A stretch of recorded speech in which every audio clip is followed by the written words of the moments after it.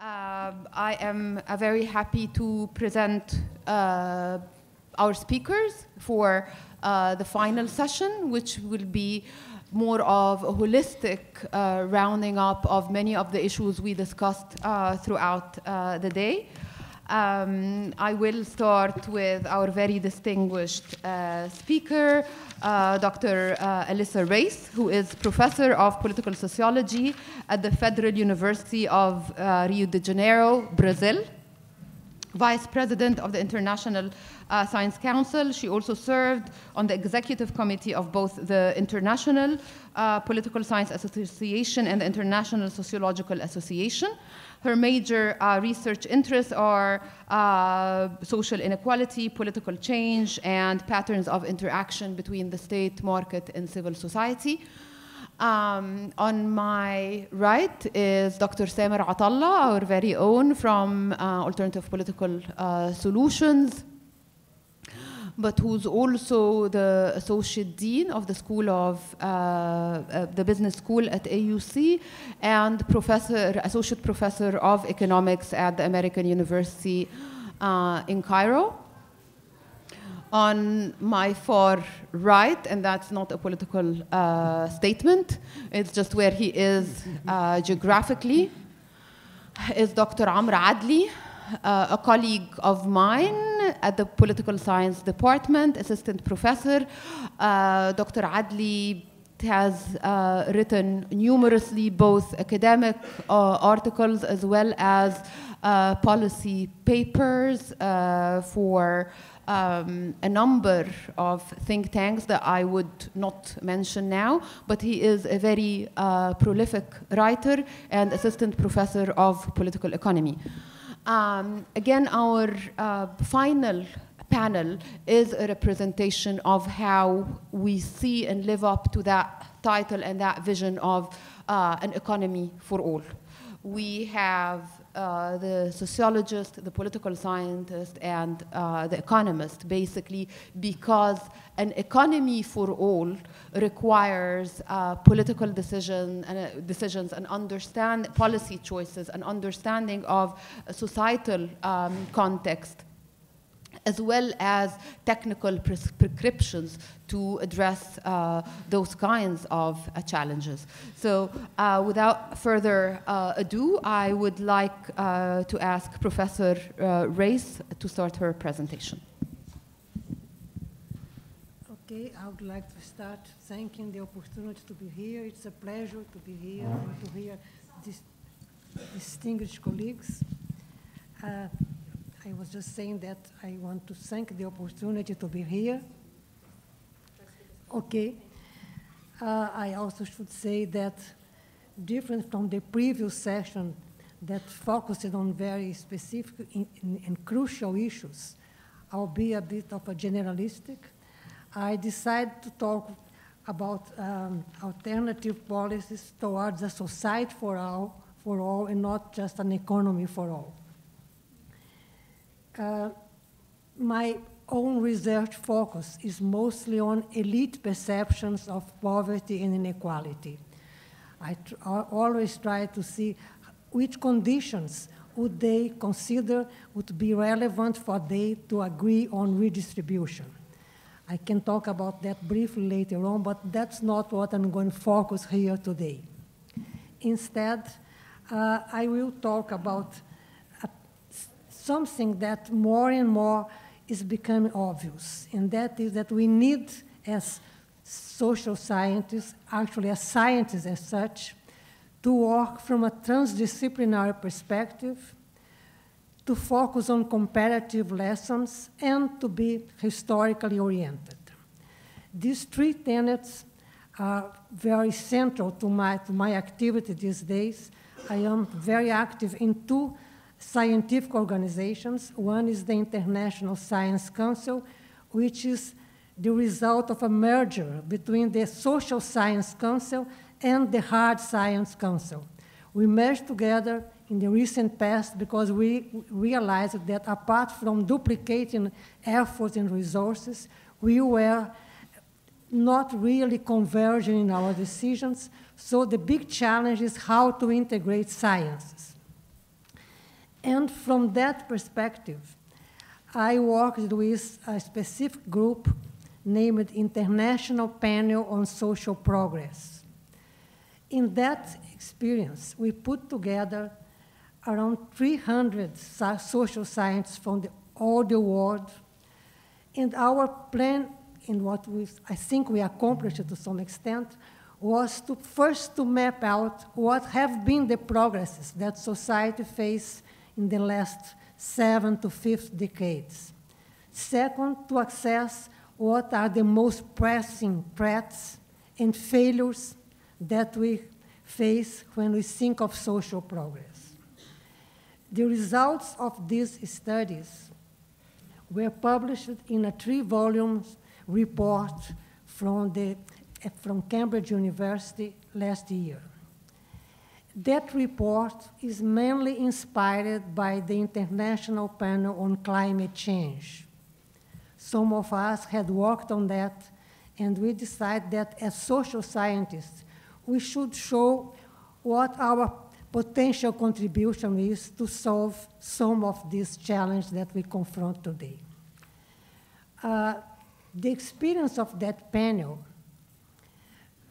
led 5 of 6 of us from the steering committee of this whole report to write a small book called A Manifesto for Social Progress, Ideas for a Better Society. I know it sounds very utopic, very romantic, but I think it's time for manifestos because we are facing increasing pessimism, well-grounded in real dangers that we face. But if we are to justify social science, we have to think that action and alternatives are possible.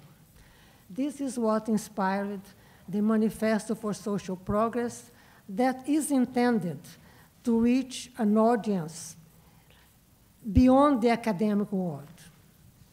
Of course, it doesn't, we are conscious that it does not reach the general public as such, but that's sort of our ambition, to reach beyond the academic world, to talk to policymakers and also to the public in general, to generate public discussion. From that group, we are 3 economists, 2 sociologists, and 1 political scientist. I am the political scientist, but I also am very much familiar with sociology. Let's see, how do I move this? As I said, we are more than 300 scholars. We come from all the social science disciplines. And if you are interested, you can also look at our website, which has some drafts, comments, teaching material, interviews, and even a movie about that experience.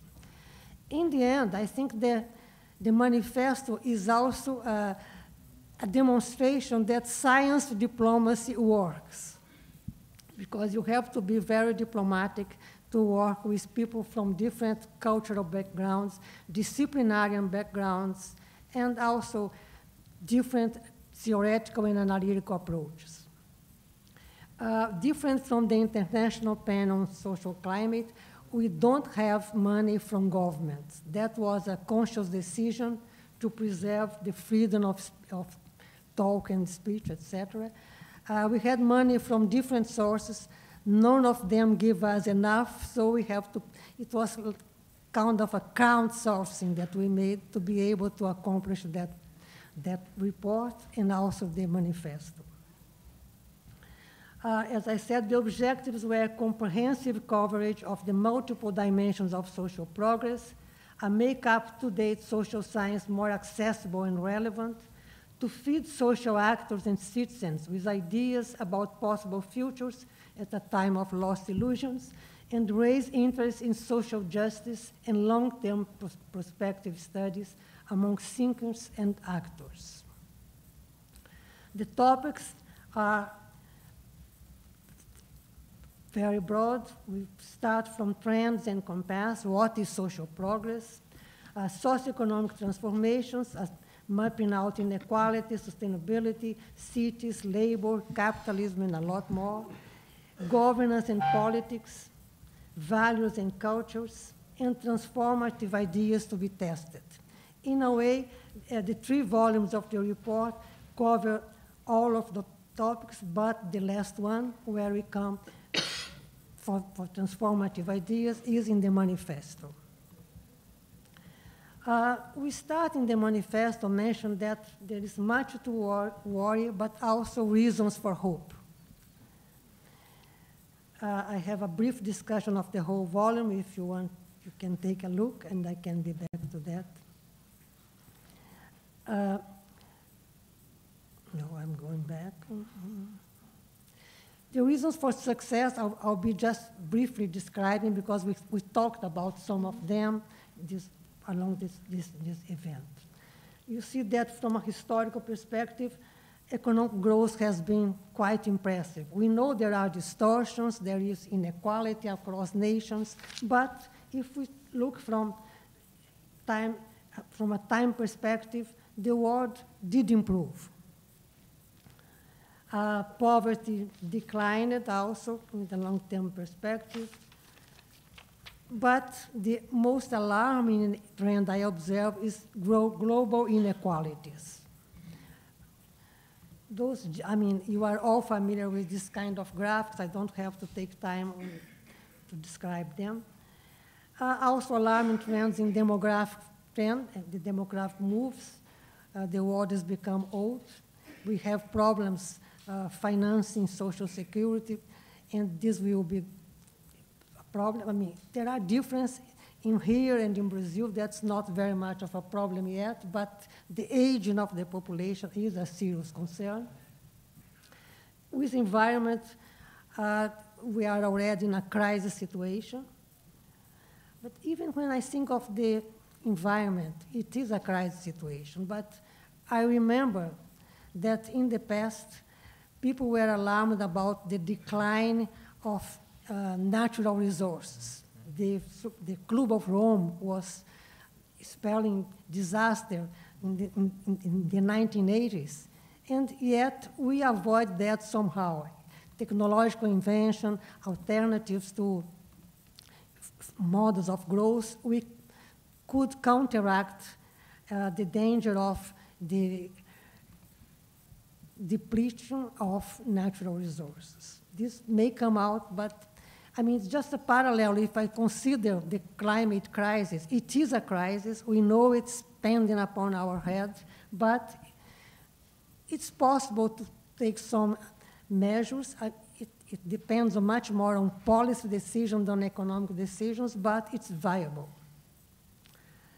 So if I think of the pessimistic painting, there is plenty of reasons to be pessimistic. You see inequality, conflicts, migration, destruction, corruption. And I think if we think of the 2 major drivers of crisis, the climate change and social inequality, they both point to something that is critical. It's how to maintain social cohesion.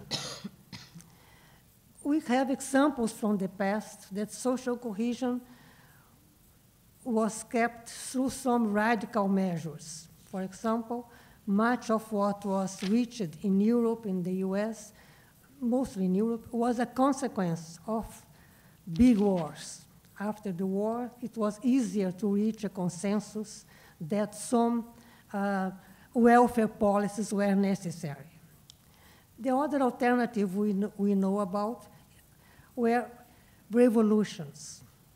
Well, both solutions don't seem viable anymore. I hope great wars are not coming, and it's unlikely.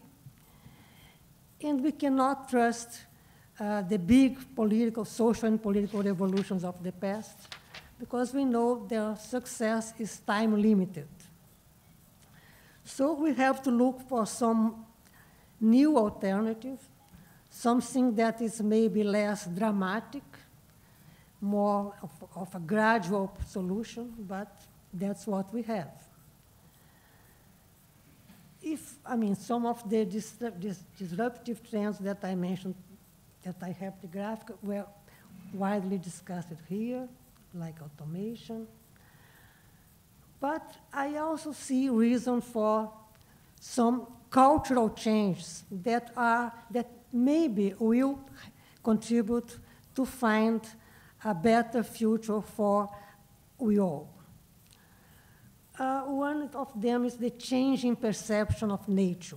Of course, we are facing an environmental crisis, but we are also changing dramatically our perception of nature.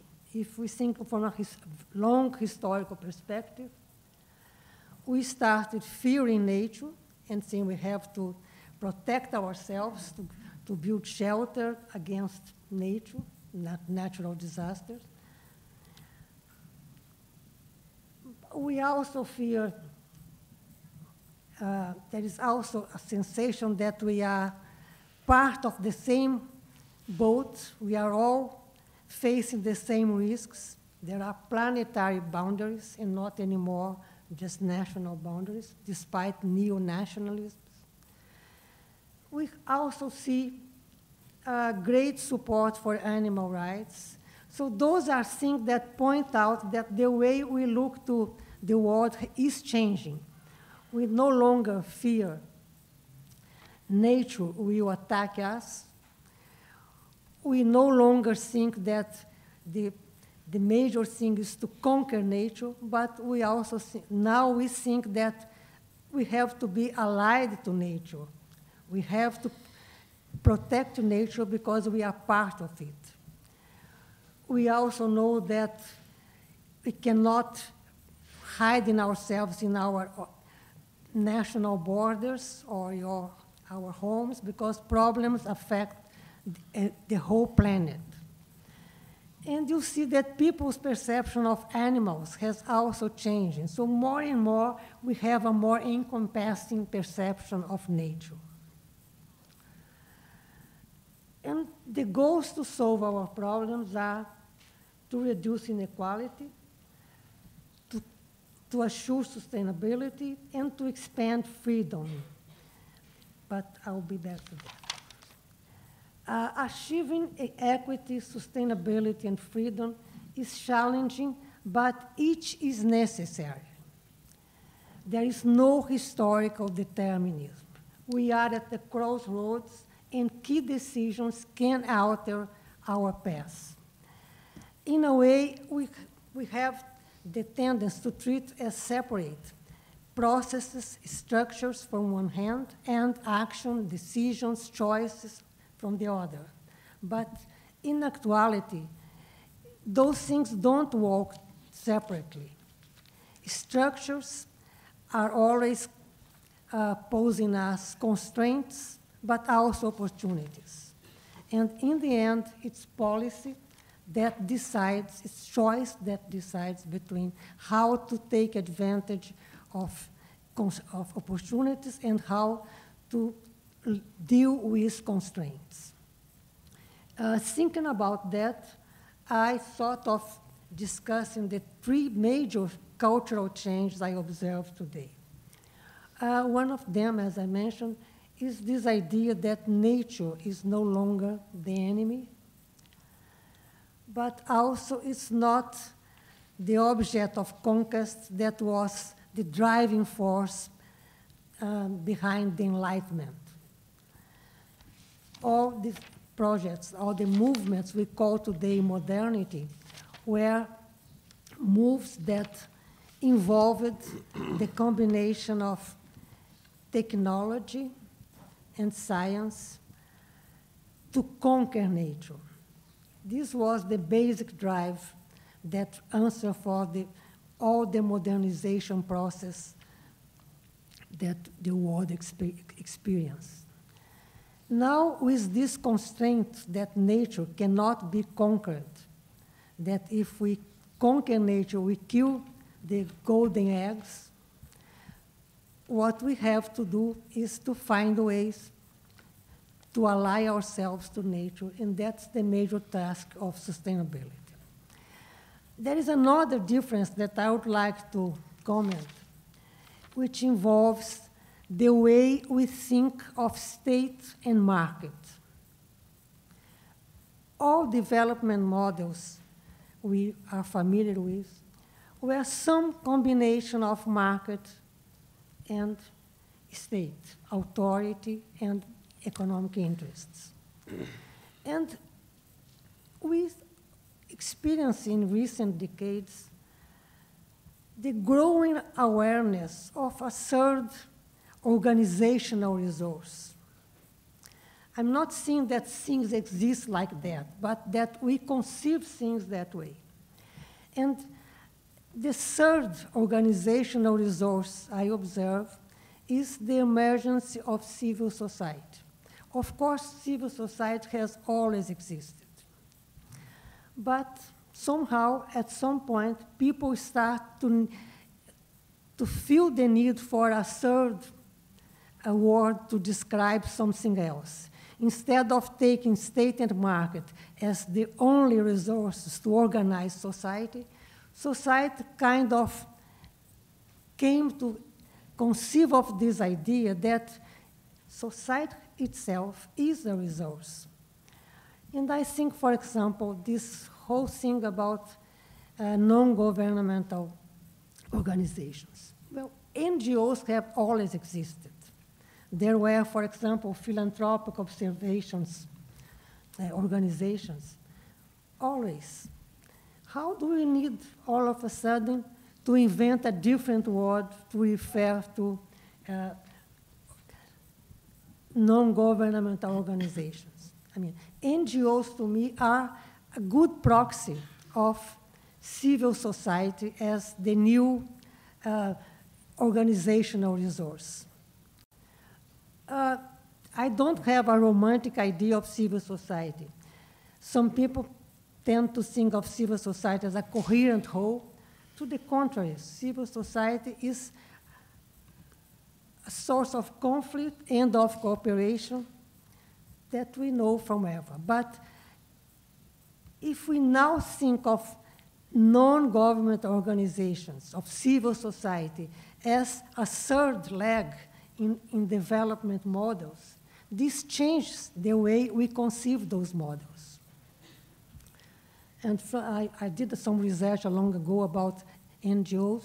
I had a sample of 300 NGOs. And interviewing the leadership of those organizations, it's clear that they perceive themselves as different from state and from market. Of course, they think of themselves of the virtual side of those two organizations, but that's something else. The fact is that when we think of how to act, we think of these three components. And the third major difference I see is from the cultural change, is the idea that equality and difference are not antithetical. Again, the whole Enlightenment was a movement of expanding equality, and this was very revolutionary in a context where difference were taken as natural, as in the feudal world. Now we think of equality as compatible with difference. The idea of taking difference into account is necessary to assure equality. So, I mean, even if we think historically, the very word equality and its opposite, inequality, is something historically generated. Like in mathematics, we don't have the idea of inequality. Things are equal or different. Society invented inequality as the opposite to equality. And that was necessary to overcome the idea of natural differences, because there are no natural differences between subjects, social subjects. So to impose equality, the ideal of equality, all differences were swept underneath the carpet. Like, for example, women were not part even of the Universal Declaration of Rights. So this change is also, together with the changed perception of nature, with the third constitutive element of organization, of organizing society, and with the idea that difference is compatible with equality, we have three new elements to think of new conceptions of living together. Of course, this sounds utopic, I know, but I think that discussing alternative policies for a sustainable society for all, we have to be bold.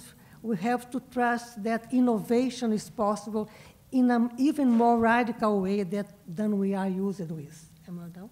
Okay, thank you very much. Thank you, Professor Reis. Dr. Atallah? That's me.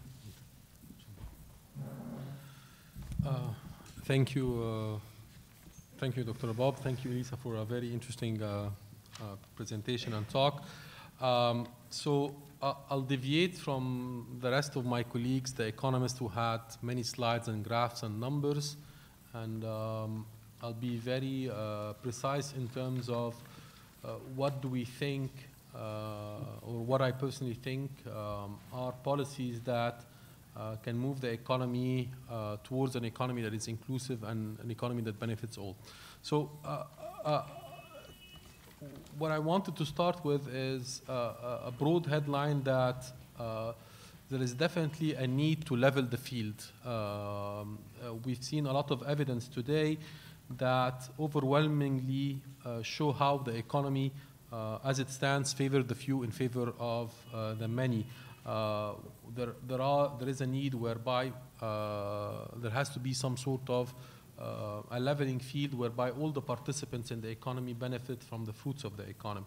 I'll focus the talk on the Egyptian case. In Egypt, I think we have seen this throughout at least my lifetime and the lifetime of my parents, is that there is a consistent chronic problem with the Egyptian economy, is that it grows, but it grows with the increase of poor people or the increase of the poverty rate.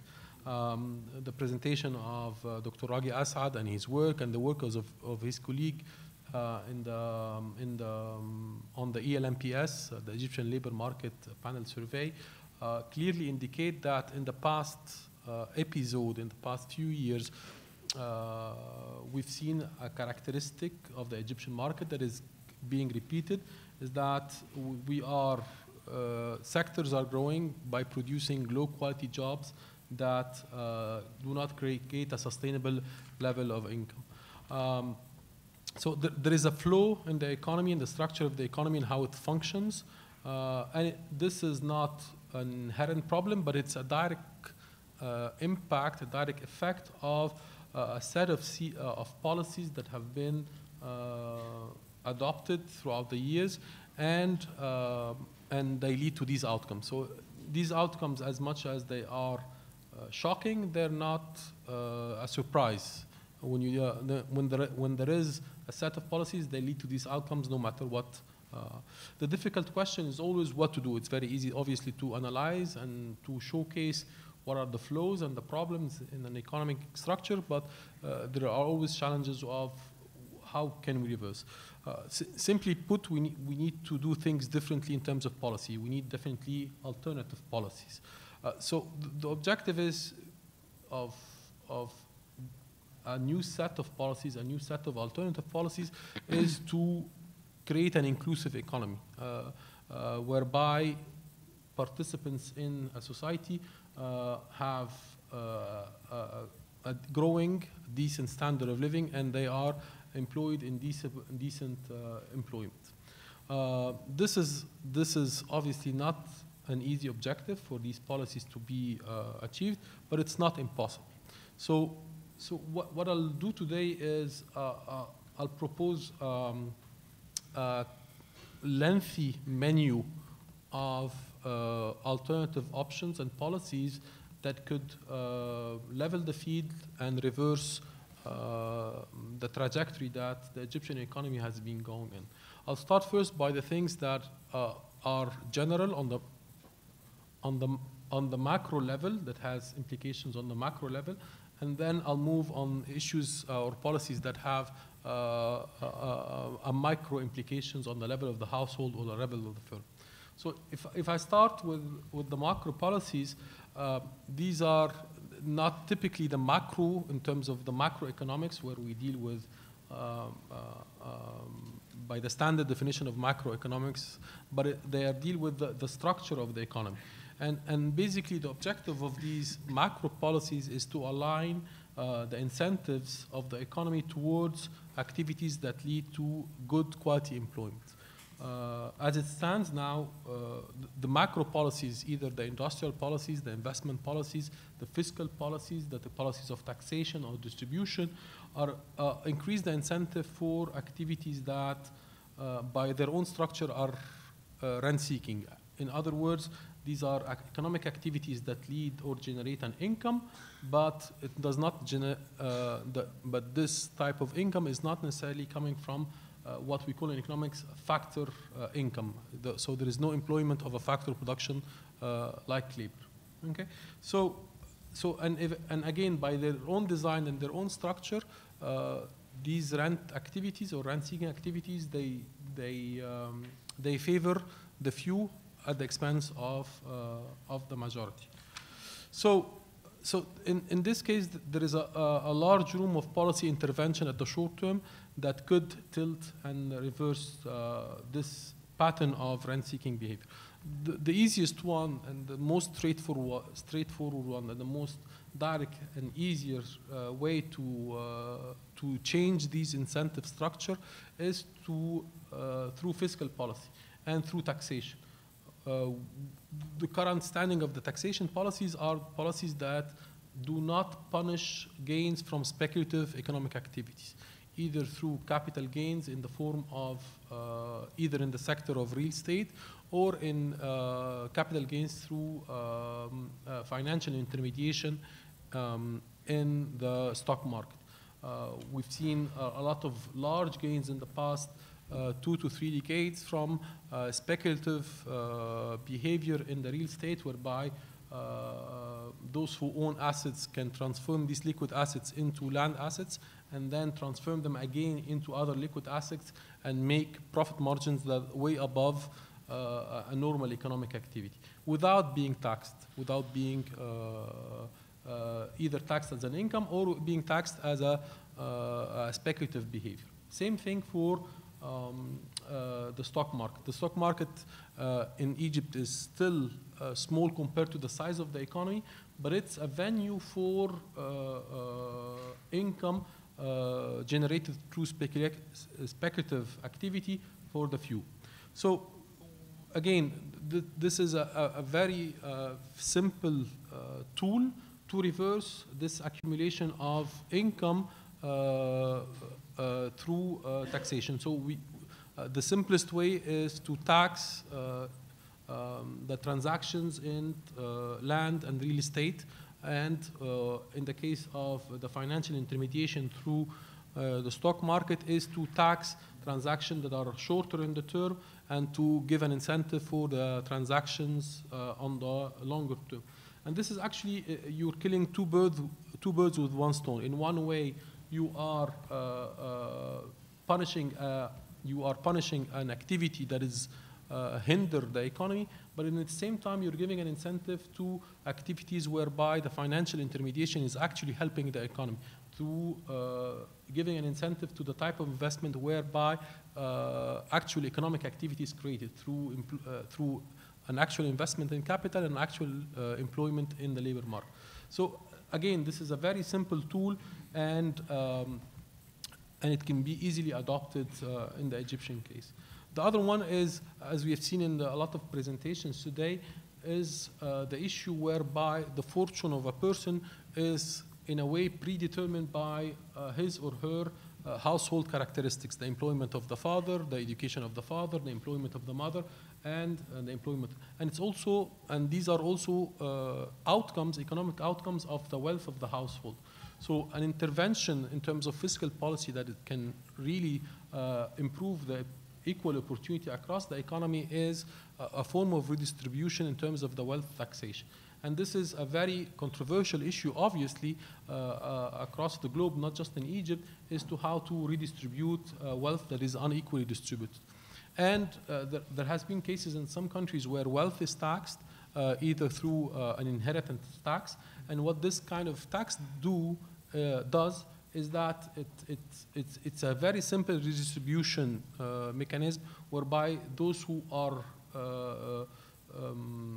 punished, just like the case of the US, they're punished by their zip code or their location or the parent, the education, can benefit from a mechanism of redistribution. So again, these are very simple plug and play. They're technically easy in terms of fiscal policy. Obviously, in the Egyptian case, they are faced with several challenges in an economy whereby there is a large number of informal transactions. There is a large sector that relies on informal activity. It's very difficult to trace and track and record economic activity, and hence it hinders the ability of fiscal authority or the government to collect taxes. But it also, and the other problem also that there is a challenge to this is our lack of ability to record and have a registry of assets. Because they're a strong indicator of your wealth.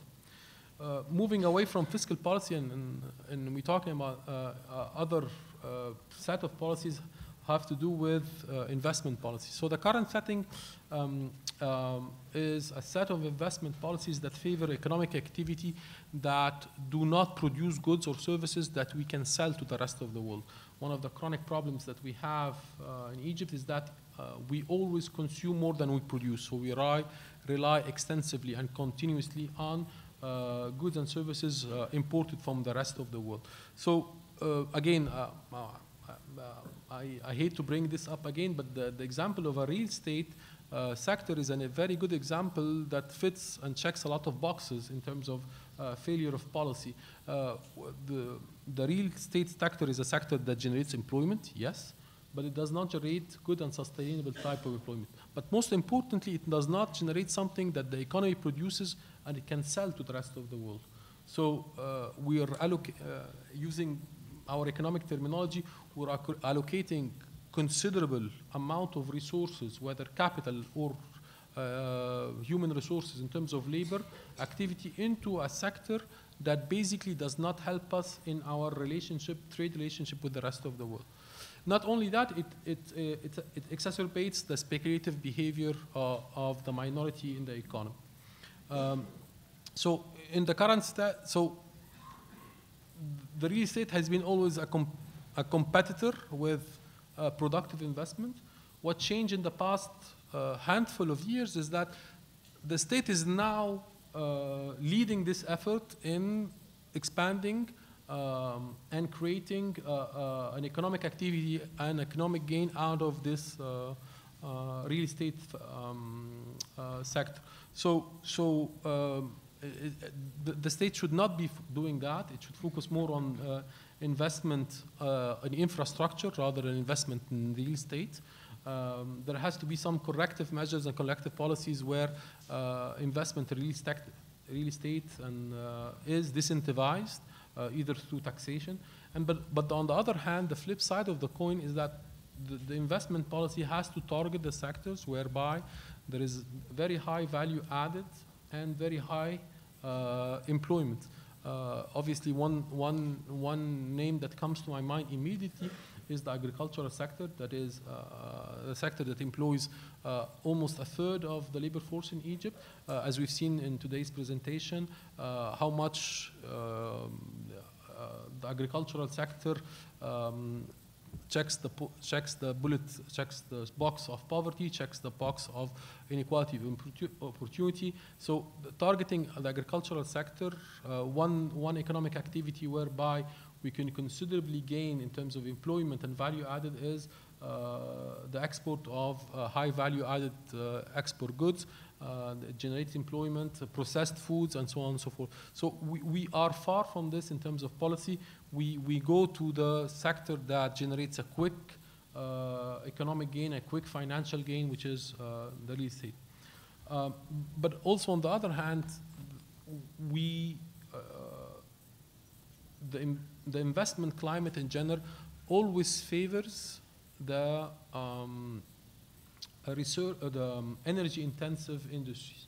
So by definition, these are industries that are capital-intensive and low in employment. And when they are capital incentives, means those who own capital will be rewarded more than those who own labor. And I think it's about time, really, that we in Egypt and in the region to consider taxing the use of fossil fuels and taxing carbon. Obviously this has, as much as any policy, it has positive and negative implications. There are obviously negative implications on the transportation sector. Already? Okay, I'm just getting warmed up. Okay, so so we do need to think of taxing carbon. So again, these are in a nutshell on the macro level, but I cannot discuss the issues of macro without just hinting to our policies vis-a-vis natural resource management, our policies vis-a-vis energy and water, and they're important and have social implications on social justice. So in terms of the micro, moving forward to things that affect the households more, I'll be very brief. So there are, again, very immediate set of policies whereby we can alleviate poverty and provide social protection to a large part of the economy. But again, we cannot do that before we discuss how we target our social protection policies in general, and this has to be revamped. I believe that the exclusion error that exists in the current social protection policies is larger than the inclusion error. We do not protect those who need protection more than we protect those who do not need protection. And in a way, there is an immediate need to move away from means testing as a way to target to less costly ways of targeting. Just today, Dr. Dina has, in a couple of slides, showed us where the poor live, where the deprivation exists, and in a very easy way, we can easily move to a targeting scheme of social protection whereby we target the rural part, we target the women and the elderly. And in terms of other policies also, there is especially in the current mode of employment and the current operation of the labor market, there is also a very immediate need to move away whereby an employer is an intermediate mechanism for social insurance and social protection. We need to disentangle the relationship between where you work and the type of protection and the type of insurance that you receive as a person. And there has to be forms whereby people who are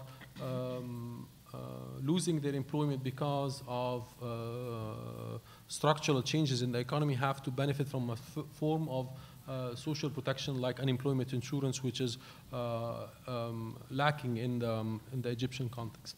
Anyway, very shortly, because I think I'm almost exceeding my time. In a nutshell,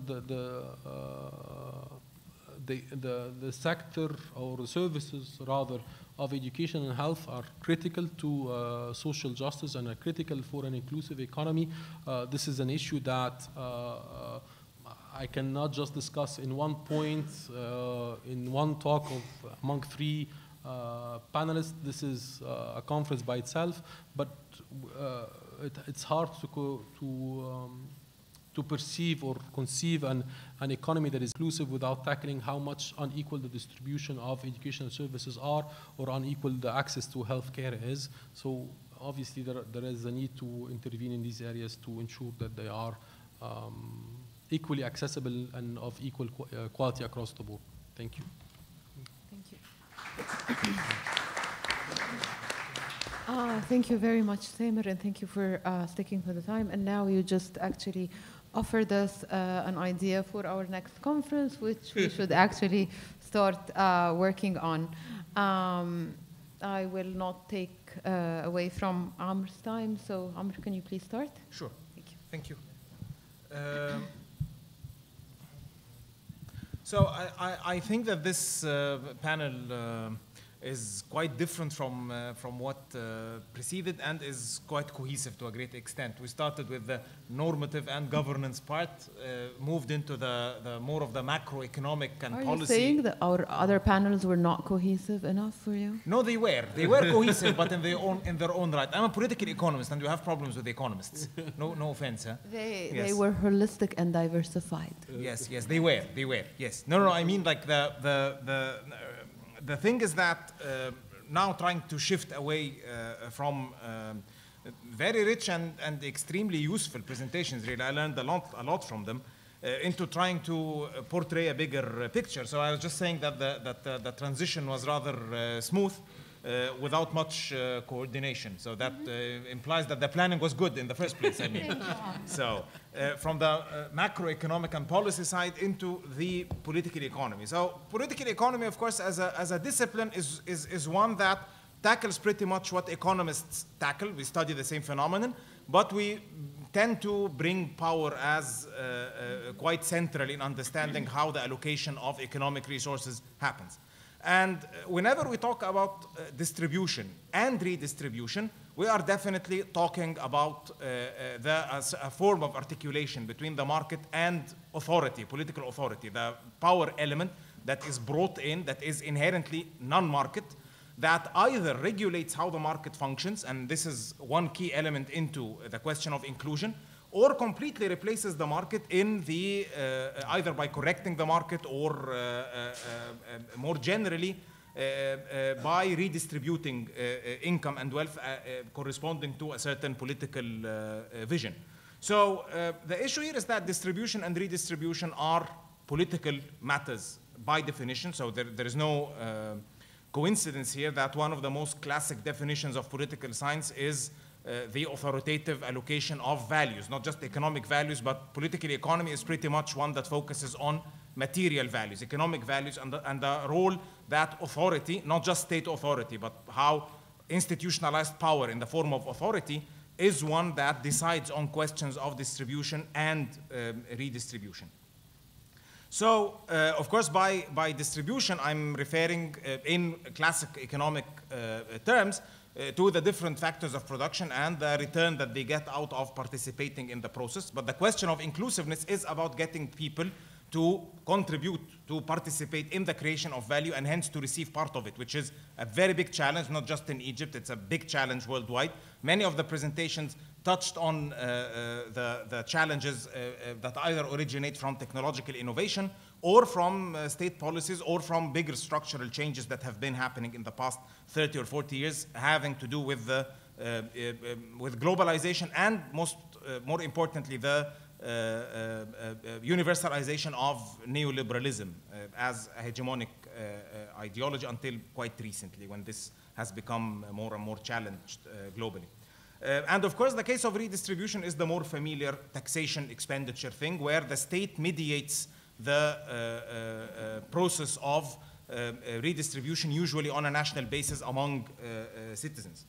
So all of the debate about the welfare settings, etc. So the point, or the point from which I base all of this conceptually is how politics can be central in understanding the issues. And that's why I call it some form of a political economy of social justice, meaning mainly the political economic side of how many of these alternatives, either that originate from normative theoretical discussions, which is extremely important because they are the ones that frame what is correct, what is incorrect, what should be there, but also all the alternatives on the policy and institutional level that have been in existence, especially since 2008 with the crisis, and when the questions of distribution and redistribution have come again to the fore, especially with a concept like the trickle-down effect being very much challenged academically as well as politically. So one of the key contradictions that have been outlined or underlined before is that the only politics that we have, if we are referring to authoritative actions that refer to how the economy either functions or how the economic value is redistributed, is still only existent on a national level, or what we may call a domestic level or local level. It has to do with nation states. It has to do with states. So all governance issues, whenever we are referring to, are ones that have to do with invoking some action by the state or some inaction by the state. The problem, of course, is that the economy has become increasingly globalized and subject to very different, not strictly state governance mechanisms. So we can either talk about intergovernmental forms of governance, so we can talk about the IMF, for instance, and how the IMF has proved to be still quite alive and kicking, at least in this part of the world, but in some others as well. I can talk about cases ranging from Argentina nowadays to Morocco, Nigeria, Egypt, that don't share much in common. They are not proximate, and they even have different economic structures. They occupy different positions in the global division of labor. Yet the IMF is still there as a harmonizing element, indicating how the state should be related to its economy. And that itself is an intergovernmental governance mechanism that has definitely become more and more important since the 1980s and did not cede to become so. But then we have other reforms, either the supranational governance mechanisms, especially with regional integration schemes, or completely non-state. So we have all of these self-regulatory mechanisms, especially among transnationalized private capital. This is the case with funds, with MNCs, with multinationals, etc. We talked about the interstate regulatory ones, not just financial institutions, but I think this applies to the WTO, for instance, and the many different trade and investment preferential arrangements, etc. So economy has transcended pretty much the state into other mechanisms that supply the regulatory element. Because, of course, the economy cannot exist really without some element of regulation. The whole issue here is that we have politics that is still trapped pretty much on the state level, and an economy that is no longer trapped in the state level. And I think that this is something that we have to be very much aware of, because it is showing many of the limitations that both left-wing as well as right-wing movements and political parties have been facing in the past 10 years. Because what happened here is that we moved away from the hegemony that neoliberalism once had. So now nobody really buys the trickle-down effect, because we know statistically and empirically that it doesn't exist. It's as simple as this. So the most advanced economies on which we have enough information have shown in multiple studies that have not really been challenged methodologically that there has been an upward distribution, and this is something that has been happening consistently. So the issue of redistribution that was downplayed since the Washington Consensus and since before is now, or has made a very strong comeback. The issue, of course, is how this can materialize. So we do have many alternatives, we do have many suggestions, but the question is how can this materialize? And this is a political economy question. Who's going to do this, and how are they going to do it? Which governance mechanism can do such a thing given the economic landscape that evolved in the past 3 or 4 decades? And this, of course, raises the question of or about the relevance of the state facing such globalized and financialized economy. And again, this is a very practical and regulatory challenge, but it seems to be the one that determines how many of these alternatives, how much of the normative debate itself can materialize into policy and institutional arrangements. So, since the meltdown of 2008 and the crisis that ensued ever since, for the past 10 years, you have had heavyweight economists that are saying that the global economy overall has never recovered. So one of the interesting contributions was by the neo-Keynesian economist Paul Krugman, who used a term, I think, that he molded even before the meltdown, about economics of depression. The idea that we are going into a very prolonged period, which is not going to be like the Great Depression, because it is not going to be that intensive, but rather it's going to be extensive, where we'll have a long-term recession, but one that is interrupted by some cycles of what seems to be recovery. And it seems that he got it right somehow, because we are still witnessing these problems. But the problem, of course, is not just with the global economy not recovering. So global trade has been contracting on average in the past decade. But this was not only the case. The idea is that we have an ideological problem, as I was saying, meaning that the neoliberalism is being increasingly challenged by a very broad spectrum of actors, on the right as well as to the left, by the way, but especially neoliberal globalization. Because here comes the difference, because they don't stand, of course, very clearly. Because to the right, we have political movements as well as parties that are not content with globalization, but not necessarily with neoliberalism. So they are not necessarily anti-neoliberal, not to mention anti-capitalist. It seems here that they are, well, betting somehow on getting the state back to relevance and into getting borders back, getting state regulatory power back, so deglobalizing at least some aspects of the economy in order to capture some of the return that was missed. And interestingly enough, this seems to be creating a cross-class form of coalition that includes what we used to think as the working class or the labor. So the recent UK elections, for instance, indicate that there's something interesting at work here. The idea of deglobalization having to do with one very strong element of globalization that has been the movement of labor, that has never been free, by the way, has remained subject to the state regulation more than international regulation. Yet, most probably, this is why it was inviting for some immediate policy change by changing the national regulatory framings in the US and the UK, etc.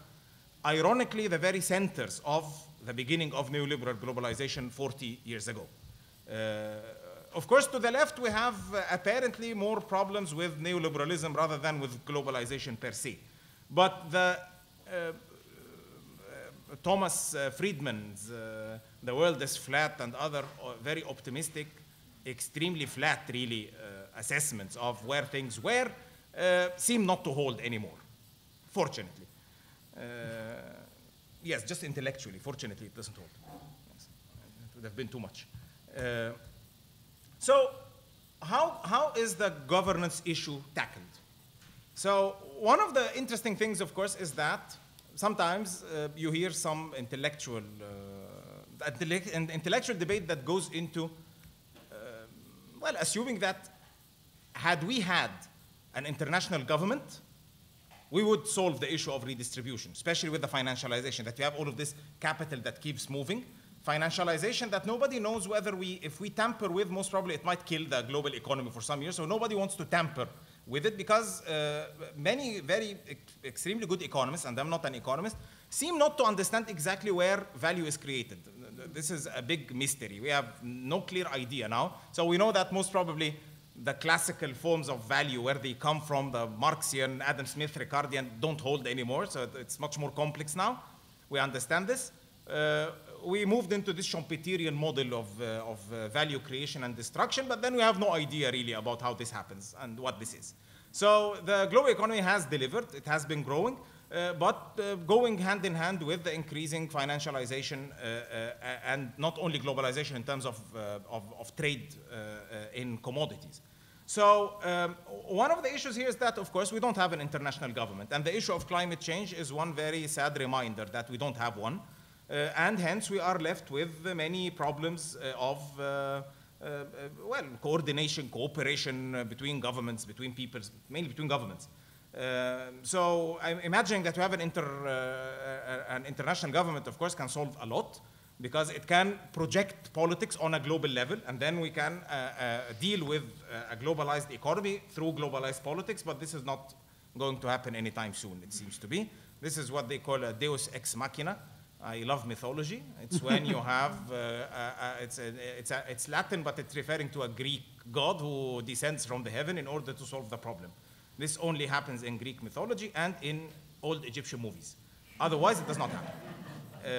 So that is the option one. I just wanted to kill it at the beginning, so not to imagine anything.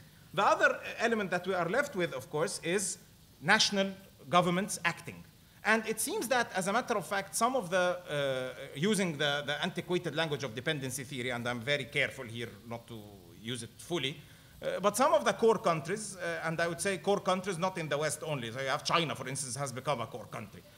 Some of these, apparently, if they act, they can change a lot. So the US, for instance, has been supplying the regulation on an international level for many years through multiple channels, through bilateral, multilateral, plurilateral, and whatnot, investment and trade agreements, etc., and not just the building of international organizations.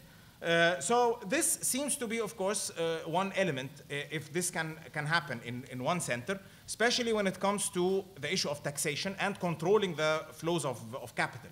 So that is one element that is potentially there. It is beyond, of course, the means of the countries that don't really contribute much to the completely deregulated movement of capital and really globalized. But interestingly enough, it does not appear on the radar. You don't have much talk really about attacking tax havens, which would be the very first thing on the list, because we all know nowadays that thanks to the knowledge that is being produced by economists in the EU as well as in the US, that tax havens, for instance, have diminished considerably the capacity of governments in these countries to raise taxes. And many of these countries already, not just in the global south, but in the global north as well, are having problems of this shift away from taxation into depending on debt in order to finance their expenditure. So even though this is the problem, you don't have much talk about it. But at the end of the day, this is an issue that can be dealt with within national polities. So I would say that this is something that might happen, and if it happens in one of these centers, it might initiate some chances for attacking the problem in a coordinated manner. And this, of course, element of the state is something that cannot be taken away from those who can engender such changes, those who can push for it, which is global social movements, which is something that has emerged since the 1990s, and especially throughout the 2000s, where we had globalization, like the anti-globalization movement was a classical case of a globalized movement. That was very globalized, yet globalization in terms of in economic terms. So it was an extremely interesting take on this, and we definitely have had more chances to witness such a thing, given social media, given the interconnectedness that has increased rather than decreased. So this is something that can be there, still attacking governments, especially in the core countries, and simultaneously attacking the intergovernmental as well as the supra-governmental issues, like regulatory framework and institutional mechanisms, in order to address the question of regulation, of how to supply the governance question that can enable some authoritative act, corrective act, that can mitigate the problems that have been created on the distribution and redistribution sides, and now that are being very much felt. I'm not very optimistic, of course, because this is something that I'm not optimistic in general, but I'm not optimistic on this in specific, because what we have been seeing here is rather the promising early left-leaning alternatives have taken their turn, and now they seem to be like we're past this moment. And the ones that are attacking the globalization more than neoliberalism are ending up with this very strange mixes, interesting mixes, but ones that are becoming increasingly familiar, of nationalist neoliberalism, one way or another, like a mix of nationalism, usually with racist, xenophobic, and whatnot undertones and overtones even, plus a rather neoliberal model that seems to be redefining how they get integrated. And this is not only happening in countries that are capable of doing so. So the US, for instance, is capable of doing so, definitely. We will see about the UK, whether they will be capable of renegotiating this or not. But an interesting case would be Hungary, for instance. And my knowledge about Hungary is mainly through secondary literature. Very interesting stuff is being written that Hungary is exactly doing the same process is happening on a much smaller scale within the EU model itself, renegotiating it by trying to nationalize much of the value within, but in a rather very neoliberal manner. So it's not really attacking it's even like with a strong stance against the working class, against work, etc. But this seems to be happening, and there are much many easier targets. Like, for instance, migration, like refugees. All of these are easy, most probably scapegoats. They won't change anything. And most probably deglobalization is something that will prove to be prohibitively costly. And we will see what will happen with Brexit, because it will be delivered eventually. We will see the kind of impact. And possibly if it proves that right-wing reinstating of the state through this nationalist neoliberalism would have too many limitations, maybe then we will have another moment of trying to attack or tackle the global governance question. Thank you. Thank you. Thank you. Thank you very much, Amr, for sticking to the time. I will now open the floor for questions. So, تفضل. معلش ثانية واحدة بس هنجيب الميكروفون.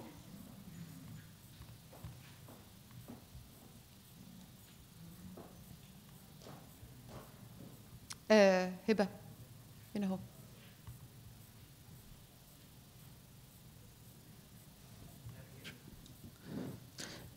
يمكن أنا سؤالي للدكتور تامر. هو حضرتك ابتديت يا فندم المداخلة بجملة جميلة جدا، هي اقتصاد شامل يستفيد منه الجميع. تمام. وعالجت حضرتك الجزئية دي من خلال حاجتين، القطاع العقاري والضرائب. تمام.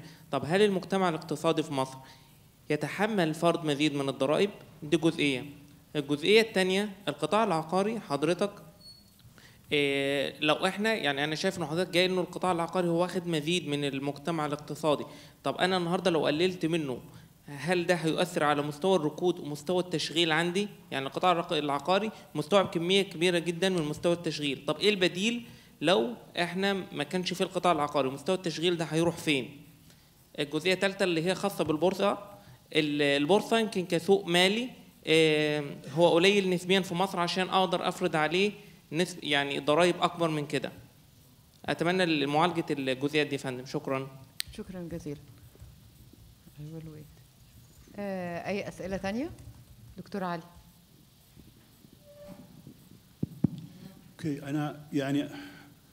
Okay, I'll switch to English. We need to do structural changes. Palliative solutions are not going to solve it. And let me tell you exactly what I mean. So you need to have a change in the system, in a sense. When I talk about government, for example, we've been centralized for 4,000 years. this is actually inhibiting innovation and local creativity. We need to decentralize. People are talking now about different forms of ownership in economy. They're talking about a community owning assets, communities owning, getting into the game. Now, when I get into this, then that gives more weight to things about governance. Now, when I talk about governance, I mean, excuse my English. I mean, I'm not going to get into fancy words. Just move out of the street. If I'm driving my car and I hit someone else, what's going to happen? You can sort of think, this is a failure of governance, guys. We don't have governance. Okay. So, I mean, we really have to drastically change the structure. Otherwise, we're just going to be in the same place. Thank you. أسئلة دكتور سيلفيا دكتور سيلفيا هنا هو This is for Elisa. I'm curious about your thoughts and about the role of civil society in these movements, like the one started by Greta, the Swedish environmentalist. What do you think? Is that possible policy solution or maybe not? شكرا جزيلا. اتفضل. شكرا جزيلا دكتور رباب. انا هتوجه بسؤال مباشر للدكتور سامر. كنت انا بتكلم في الموضوع ده مع دكتور باروس في البريك. في كلام دلوقتي عن زياده، يعني انا بتكلم عن قانون الضرائب يعني او مساواه الضرائب. في كلام دلوقتي عن زياده مستوى الضريبه الادد فاليو او فاليو ادد تاكس من 14% ل 15%، يعني ترتفع 1%. وقانون الضريبه على الدخل من 22.5 ل 25%. فأحب أسمع رأي حضرتك في هذه الزيادة. هل هي هتزود الحصيلة الضريبية للدولة ولا هتزود التهرب الضريبي؟ شكرا. أي أسئلة أخرى؟ هناخد راوند تانية بس اتفضلي.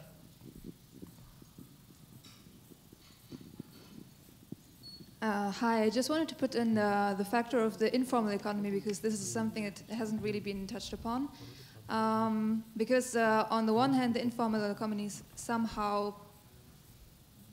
provides space for people who are disadvantaged, but then on the other hand, also it creates possibilities for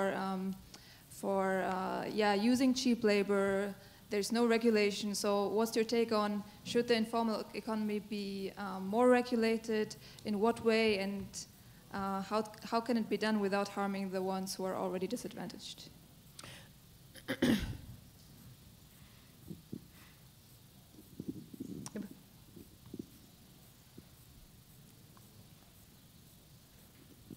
شكرا.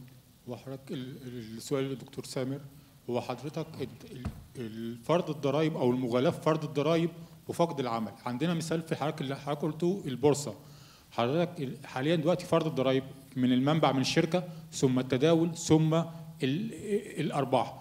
هذا ادى الى انخفاض التداول من حد اقصى 40 مليون دولار الى 20 مليون دولار. فكده احنا النهارده لما بنعمل مغالاة في فرض الضرائب بنؤدي الى فقد كثير من الشركات او من الافراد العمل. فهل في علاقه ما بين المغالاة في فرض الضرائب وسوء استخدام الدول اللي بتغالي في فرض الضرائب في هذه الضرائب تكون هي اساس للدخل ليها؟ شكرا. شكرا جزيلا. هناخد اخر سؤال بقى. اتفضل حضرتك. هنا اهو. My question is for Dr. Amr. You touched upon the political economy of redistribution, but from a global point of view mainly. You somehow ignored the domestic political economy or the local institutional setting. It suffers from problems including, for example, distorted balance of power, principal-agent problems, vested interests. So to put the question in this forum, how can you actually force the state to implement all these policies that are recommended here? Thank you. شكرا جزيلا. So may I ask my panelists, we'll go in the same order, and it's now up to them to address the questions that were raised or to comment on other points that their co-panelists have raised. So Professor Reis. Okay, answering to Sylvia's question, these social movements, they can be progressive or regressive. I can give, before talking about the specific case you mentioned, I can tell you that in Brazil, social movement was powerful enough to back anti-poverty policies that were quite successful. I mean, the Labour Party was in power for 14 years, but in the first 8 years, using particularly the social movement from the landless, but not only them, it was possible for the people in power to take out of poverty 30 million people in 8 years. So, I mean, of course, it's not the power in itself of social movement. It's the skillful use of social movement by those who really have power. I mean, coalition between social movements and political leadership can be very useful. In the case you mentioned of the environment, it's a bit more complex because, I mean, there is leadership for a social movement, but thus far not a strong enough power leadership to use it. Of course, this may happen, but thus far what we see is lots of potential leaders from the young generation, but not yet sufficient backup by real power. I am optimistic to some extent because, as even the economist is saying, the new generation has very different values, and this will make a change in the maybe not the near future, but in the medium time. Yes, there is some reason for hope. Dr. Sam. I'll address the questions that were asked in Arabic and the questions that were asked in English. أنا هرد على الأسئلة اللي كانت باللغة العربية والأسئلة اللي كانت بالإنجليزي طب هو إحنا ده عندنا دائما تخوف من كلمة ضريبة، لأن هو تاريخيا الضرائب اللي بتفرض بسبب السياسة المالية للدولة ضرائب في الحقيقة بتأثر على الجموع أكتر ما بتأثر على الأقلية، فعشان كده عندنا دائما الانطباع إنه المزيد من الضرائب هو شيء سيء للجموع. في حقيقة الأمر ده خطأ في السياسة الضريبية بدء ذي بدء، مش خطأ فكرة الضريبة نفسها. فهستخدم المثال بتاع ضريبة القيمة المضافة اللي هي أنا أول مرة أسمع إنها عايزين يزودوها ل 15، بس لا أستبعد يعني، بس ما انا لا استبعد. فدي حقيقه ضريبه استهلاك، واحنا عاده بنعرف بضريبه الاستهلاك انها ضريبه رجعيه، يعني انها بتاثر على اللي بيستهلك اقل اكتر ما بتاثر على اللي بيستهلك اكتر. فده مثل لضريبه بتاثر على ناس اكتر، فلما الناس تسمع كلمه ضريبه بتفتكر التاثير السلبي للضريبه اللي اثرت عليهم. ونفس الكلام ينطبق على ضريبه البورصه. هو حاليا ما فيش ضريبه على ارباح الراسماليه في البورصه، هي حاليا في تمغه. التمغه دي على الترانزاكشن، على الحركه نفسها، على الارباح، طب على الكوبونات، بس مش على بيع السهم او بيع ده. دي معلومه جديده. هي البورصه هي دورها ايه؟ البورصه في ايه المفترض دور البورصه في حياتنا؟ المفترض ان دور البورصه في حياتنا انها وسيله لتحويل اموال الناس اللي عندها فائض للناس اللي محتاجه تستثمر. فده في الحقيقه حضرتك المثل اللي اشرت عليه في الحقيقه بيوضح ويقوي النقطه اللي انا قلتها، ان هو انكماش حجم التداول في البورصه مش بسبب الاليات اللي بتستخدمها الدوله في فرض الضرائب. الحقيقه ده انكماش بسبب ان في انشطه اقتصاديه تانية هامش الربح فيها اعلى بكتير. فحضرتك ابسط مثال، انا استخدمت القطاع العقاري لان هو في الحقيقه كان مثال زي ما قلت في المداخله بتاعتي بيثبت كذا نقطه في المداخله بتاعتي. لكن حضرتك مثلا خلال ال3 سنين اللي فاتت دي ما فيش اي نشاط اقتصادي بيدي 20%. فاللي هيحط فلوسه في البورصه افضل له ومن ناحيه المخاطره افضل بكتير انه يستثمر في اذون الخزانه او شهادات الايداع في البنوك عن طريق 20%. فانكماش الحراك في البورصه لا علاقه له ولا تاثير الضرائب فيه مش سبب مباشر وقوي يؤدي للانكماش. السبب الثاني انه بقى فيه نشاط ريعي ثاني بيحقق هامش ربح اعلى بكتير. فدايما احنا برضو دي النقطه الاولانيه، ان احنا دايما بنخلط حدث وندعي ان تاثيره حدث ثاني عشان حصلوا في نفس الوقت. لا، العلاقه مش سببيه. مستوى التشغيل في القطاع العقاري، ما هو برضو احنا مستوى التشغيل اللي احنا عايزينه ايه؟ هو نوع مستوى التشغيل اللي احنا عايزينه. ما احنا ممكن نشغل ناس باليوميه بدون امان، بدون تغطيه تامين اقتصادي والى اخره والى اخره. هل ده نوع الشغل اللي احنا عايزينه؟ وبعدين احنا كمان اسف برضه تاني القطاع العقاري ده انه مثل بحقيقه بيغطي حاجات كتير. هو الغرض من القطاع العقاري انه ينتج سلعه ومحدش يستهلكها. ما هو طول ما هو في تشغيل في لقطاع عريض في وظائف فقيره ووظائف غير مستدامه، في نهايه الامر انت عمال تعمل سلعه ما حدش في الاخر هيشتريها. بالنسبه لضرائب الدخل ال 25% على حسب انهي شريحه. ما برضو السياسه الضريبيه على الدخل دي سياسه رجعيه جدا. يعني وللاسف ما فيش وقت كفايه ان انا اتطرق اليها، بس الحقيقه هي يعني الشرائح الضريبيه مقسمه انه الزياده الحديه في النسب القليله عاليه جدا، لكن الزياده الحديه في النسب الاعلى ضعيفه للغايه. There was a question about the informality.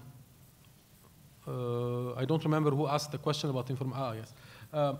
So the informality again is a topic that can take a full-fledged conference about what to do about it.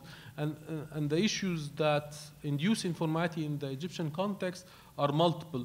A lot of it has to do with the bureaucracy, a lot of it has to do with corruption, but a lot of it also has to do with the state ability to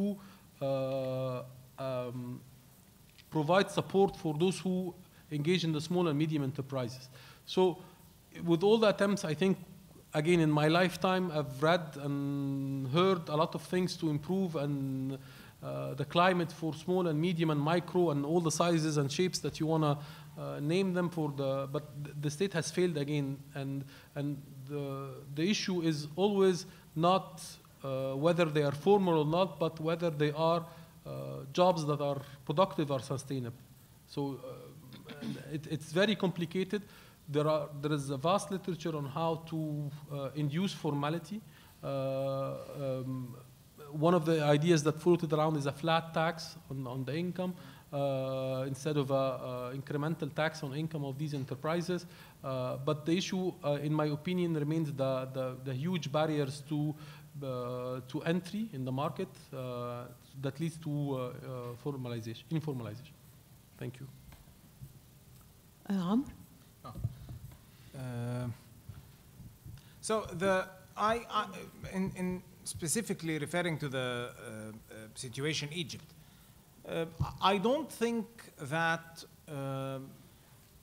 the horizon for policy or institutional changes in one given country, especially a country like Egypt, can be separable from what is going on globally. So one of the interesting things is that much of the impoverishment that was underlined in the previous sessions, I'm not sure whether you were here or not, much of the impoverishment that was induced by decisions like the devaluation, like the IMF conditionality, or by the very fact that we occupy a position in the world economy where we have to provide all the domestic conditions that are necessary in order to access capital, either through borrowing or hopefully through some form of foreign direct investment or whatever. So it's very hard really to think that some structural change can happen in a country like Egypt, which is not leading and which is quite representative of most of the world, by the way. Most of the world is not leading. Most of the world are rule takers. They are not rule makers. It's very hard really to imagine that such a big change can happen independently in a country like Egypt. I'm not saying that domestic agency is not there. I'm not saying that the domestic structure is not important. I'm not saying that at all. But what I'm saying is that, yes, we do have some choice, but the overall kit from which we choose is pretty much constrained by what is available out there. And you have seen this on multiple occasions. And that's why I'm very much interested in the bigger question of distribution and redistribution, because what we are having here in many, many countries across the world is a variation of something that is happening worldwide. We are not really alone in this. We are not exceptional by any means. And indeed, many of the problems that were raised, and I think that Vladimir talked about a very unlikely case of comparison with South Korea. But also, Professor Asad drew some comparisons when it comes to labor force dynamics between the global South and the global North. So we are a variation eventually. We are a variation because we have our own national context, our own national history, etc. And this is the case with everybody else, by the way. We are not unique. We are not exceptional. We are a variation eventually. But a big structural change, given how the economy got reorganized in the post-Keynesian period since the 1970s progressively, is hard to imagine without tackling the question of governance, which I agree is non-existent. I agree, this is exactly what we are looking for. The question of how can we come across with structural change. It's not that we need it, but we have no idea how to get there. And this is the main problem. Does this answer your question more or less? It does not. There's no solution anyway. If you are expecting one of us to come up with a solution, it's... We're working towards it. That's the whole idea of the project. They are project. working on it, yes. Okay. I'm not. I'm really pessimistic. طيب أنا أولاً عايزة أشكر الضيوف اللي جم من كوريا ومن البرازيل ومن اليونان ومن إنجلترا. I'm thanking the guests for those of you who don't have the headsets who've come a long way from all 5 continents except for Australia. وطبعا عايزة أشكر الحضور وعايزة أطلب من حضراتكم طلبين. أول طلب إن أنتوا لو عندكم أي تعليقات أو اقتراحات سواء عن المواضيع اللي احنا ناقشناها النهاردة في المؤتمر أو مواضيع أخرى تحبوا إن احنا نبقى بنناقشها أو متحدثين تحبوا إن احنا نجيبهم، أرجوكم شاركونا المقترحات دي، سواء إن أنتوا تبعتوا على الإيميل بتاعنا بتاع حلول أو إن أنتوا تبعتوا لنا على فيسبوك أو على تويتر. المؤتمر ده زي احنا ما قلنا جزء مهم من مفهومنا عن اقتصاد للجميع هو إنه أطراف مختلفة تبقى مشاركة. النهاردة كان عندنا ممثلين لأطراف حكومية، وزارة المالية، وزارة التخطيط كانوا حاضرين حتى لو ما كانوش على المنصة، وده كان مهم بالنسبة لنا إن هم ما يبقوش على المنصة وإن هم يبقوا بيسمعوا أكتر. جامعات، منظمات مانحة، مجتمع مدني. مهم جدا بالنسبة لنا إن احنا ناخد الآراء والمقترحات والجمهور العادي علشان نقدر نبقى فعلا بنعمل يعني حاجات تشاركية بالنسبة للسياسات اللي بننتجها، بس كمان الفعاليات اللي بننظمها. الطلب الثاني هو لو حضراتكم مش مسجلين معانا او ما مضيتوش بره اسمكم والمكان اللي انتوا جايين منه والايميل علشان نقدر نتواصل معاكم، يا ريت تعملوا كده قبل ما تمشوا. اخيرا عايزه اشكر زملائي اللي نظموا المؤتمر على مدى أشهر، في منهم زملاء ما هماش موجودين دلوقتي، سارة ترمان، نديم عبد الجواد، وفي زملاء معانا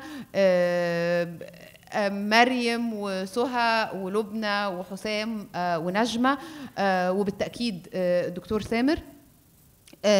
بشكرهم جدا على المجهود. اي تقصير انا السبب الاساسي فيه، واي حاجه كويسه حصلت هم بالتاكيد، لان هم اللي بيجروا ورا كل حاجه وبيتابعوها. وهبه طبعا انا اسفه انا بس شفت وهبه وندى وندى لانها مش موجوده النهارده، وهو هيقلب برنامج ما يطلبه المستمعون ومن بابا وماما وكده. فقبل ما نعمل كده اشكركم مره اخرى، ومستنيينكم 9 يناير علشان نتكلم على الابعاد الاقتصاديه لما يحدث في لبنان الان والانتفاضات العربيه بشكل عام. وطبعا لو انتوا متابعينا على الفيسبوك وعندنا ايميلاتكم هيجي لكم الدعوه لمحاضره فبراير ومحاضره مارس الى ما شاء الله ان شاء الله. شكرا جزيلا واتمنى لكم سنه سعيده.